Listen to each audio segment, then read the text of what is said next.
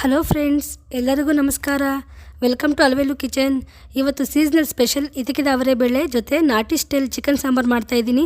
ಈ ಸಾಂಬಾರು ಮಲೆನಾಡು ಮತ್ತು ಮೈಸೂರು ಭಾಗದಲ್ಲಿ ತುಂಬಾ ಫೇಮಸ್ ಆಗಿರುವ ಸಾಂಬಾರು ಇದು. ಮುದ್ದೆ ಅಥವಾ ಅನ್ನದ ಜೊತೆ ಸಖತ್ತಾಗಿರುತ್ತೆ. ಬನ್ನಿ ತಡ ಮಾಡದೆ ವಿಡಿಯೋ ಶುರು ಮಾಡೋಣ. ಫ್ರೆಂಡ್ಸ್, ಈ ಸಾಂಬಾರು ರುಚಿ ಹೆಚ್ಚಾಗಬೇಕೆಂದರೆ ಮಸಾಲೆಯನ್ನು ಎಣ್ಣೆಯಲ್ಲಿ ಹುರಿದು ರುಬ್ಬಬೇಕು. ಆಗಲೇ ಆ ಹಳ್ಳಿ ಶೈಲಿಯ ಘಮ ಬರೋದು. ಸ್ನೇಹಿತರೆ, ಮೊದಲು ಮಸಾಲೆ ತಯಾರು ಮಾಡಿಕೊಳ್ಳೋಣ. ಗ್ಯಾಸ್ ಮೇಲೆ ಒಂದು ಕಡಾಯಿ ಇಟ್ಟು ಅದಕ್ಕೆ 2 ಚಮಚ ಎಣ್ಣೆ ಹಾಕಿ, ಎಣ್ಣೆ ಕಾದ ಮೇಲೆ 2 ಪೂರ್ತಿ ಗೆಡ್ಡೆ ಸುಲಿದ ಬೆಳ್ಳುಳ್ಳಿ, 1 ಹೆಚ್ಚಿದ ಈರುಳ್ಳಿ ಮತ್ತು 5 ರಿಂದ 6 ಒಣಮೆಣಸಿನಕಾಯಿ ಹಾಕಿ ಕೆಂಪಗಾಗುವವರೆಗೂ ಚೆನ್ನಾಗಿ ಹುರಿಯಿರಿ. ಈಗ ಇದಕ್ಕೆ 1 ಹೆಚ್ಚಿದ ಟೊಮೊಟೊ ಮತ್ತು ತುರಿದ ಶುಂಠಿ ಸೇರಿಸಿ ಟೊಮೊಟೊ ಮೆತ್ತಗಾಗುವವರೆಗೂ ಬಾಡಿಸಿ. ಟೊಮೊಟೊ ಚೆನ್ನಾಗಿ ಬೆಂದ ಮೇಲೆ ತುರಿದ ತೆಂಗಿನಕಾಯಿ ಹಾಕಿ ಸ್ವಲ್ಪ ಮಿಕ್ಸ್ ಮಾಡಿ ಗ್ಯಾಸ್ ಆಫ್ ಮಾಡಿ. ಕೊನೆಯದಾಗಿ ಬಿಸಿ ಇರುವಾಗಲೇ ಇದಕ್ಕೆ ಕೊತ್ತಂಬರಿ ಸೊಪ್ಪು, ಪುದೀನ ಮತ್ತು 2 ಚಮಚ ಮನೆ ಸಾಂಬಾರು ಪುಡಿ ಸೇರಿಸಿ ಚೆನ್ನಾಗಿ ಬೆರೆಸಿ.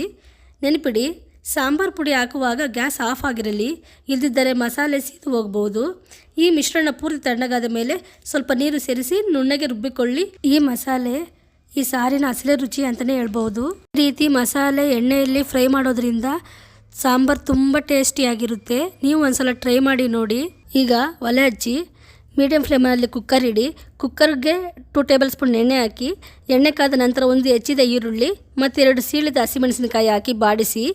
ಈರುಳ್ಳಿ ಮೆತ್ತಗಾದ ಮೇಲೆ ಚೆನ್ನಾಗಿ ತೊಳೆದಿಟ್ಟು ಅರ್ಧ kg ಚಿಕನ್ ಸೇರಿಸಿ ರುಚಿಗೆ ತಕ್ಕಷ್ಟು ಉಪ್ಪು ಹಾಕಿ ಚಿಕನ್ ಬಣ್ಣ ಬಿಳಿಯಾಗುವವರೆಗೂ ಎಣ್ಣೆಯಲ್ಲಿ ಚೆನ್ನಾಗಿ ಫ್ರೈ ಮಾಡಬೇಕು. ಈ ನಡುವೆ ಮೊದಲೇ ಹುರಿದಿಟ್ಟುಕೊಂಡ ಮಸಾಲ ಪದಾರ್ಥಗಳು ತಣ್ಣಗಾದ ಮೇಲೆ ಸ್ವಲ್ಪ ನೀರು ಸೇರಿಸಿ ನುಣ್ಣಗೆ ರುಬ್ಬಿಕೊಳ್ಳಿ. ಈ ರೀತಿ ನೀವು ಒಂದ್ಸಲ ಮನೆಯಲ್ಲಿ ಟ್ರೈ ಮಾಡಿ. ಮನೆಯವರೆಲ್ಲ ಖಂಡಿತ ತುಂಬ ಇಷ್ಟಪಟ್ಟು ತಿಂತಾರೆ. ಇದಕ್ಕಿದ ಬೇಳೆ ಬೇಗ ಬೇಯುತ್ತೆ. ಅದಕ್ಕೆ ಚಿಕನ್ ಅರ್ಧ ಬೆಂದ ಮೇಲೆ ಬೇಳೆ ಹಾಕಬೇಕು, ಇಲ್ಲದಿದ್ದರೆ ಬೇಳೆ ತುಂಬ ನುಣ್ಣಗೆ ಆಗಿಬಿಡುತ್ತೆ. ಈಗ ರುಬ್ಬಿದ ಮಸಾಲೆಯನ್ನು ಕುಕ್ಕರ್ಗೆ ಸೇರಿಸಿ ಚೆನ್ನಾಗಿ ಮಿಕ್ಸ್ ಮಾಡಿ. ನೋಡಿ, ಮಸಾಲೆ ಹಾಕಿದ ತಕ್ಷಣ ಸಾಂಬಾರು ಬಣ್ಣ ಎಷ್ಟು ಚೆನ್ನಾಗಿ ಕಾಣ್ತಿದೆ ಅಲ್ವಾ. ಈಗ ನಾನು 1 ಕಪ್ ಇದಕ್ಕಿದ ಅವರೆಬೇಳೆಯನ್ನು ಸೇರಿಸ್ತಾ ಇದ್ದೀನಿ. ಸೇರಿಸಿ ಚೆನ್ನಾಗಿ ಮಿಕ್ಸ್ ಮಾಡಿ. ಇವಾಗ ನೋಡಿಕೊಂಡು ಅದಕ್ಕೆ ತಕ್ಕಷ್ಟು ನೀರನ್ನು ಆ್ಯಡ್ ಮಾಡ್ಕೊಳ್ಳೋಣ. ಈಗ ಕುಕ್ಕರ್ ಮುಚ್ಚಳ ಮುಚ್ಚಿ 2 ವಿಸಿಲ್ ಬರೋವರೆಗೂ ಕಾಯಬೇಕು. ಪ್ರೆಷರ್ ಇಳಿದ ಮೇಲೆ ಮುಚ್ಚಳ ತೆಗೆದರೆ ಘಮಘಮಿಸುವ ಸಾಂಬಾರು ರೆಡಿ ಆದಂಗೆ. ಅದರ ಹಸಿ ವಾಸನೆ ಹೋಗಲು ಸ್ವಲ್ಪ ಹೊತ್ತು ಸಣ್ಣ ಉರಿಯಲ್ಲಿ ಕುದಿಸಬೇಕು. ಇನ್ನೊಂದು ಕಡೆ ಒಗ್ಗರಣೆಗೆ ರೆಡಿ ಮಾಡೋಣ. ಒಂದು ಕಡಾಯಿಯಲ್ಲಿ 2 ಚಮಚ ತುಪ್ಪ ಹಾಕಿ ಸಾಸಿವೆ ಮತ್ತು ಕರಿಬೇವು ಹಾಕಿ ಚಟಪಟ ಎನ್ನುವರೆಗೂ ಇರಬೇಕು. ಈ ಒಗ್ಗರಣೆಯನ್ನು ಸಾಂಬಾರಿಗೆ ಸೇರಿಸಿದರೆ ಅದರ ಸುಗಂಧ ಇಡೀ ಮನೆಯೆಲ್ಲ ಹರಡುತ್ತಾ ಇರುತ್ತೆ. ಹಬ್ಬ, ಈ ಸಾಂಬಾರು ನೋಡಿದ್ರೇ ಬಾಯಲ್ಲಿ ನೀರು ಬರ್ತಿದೆ.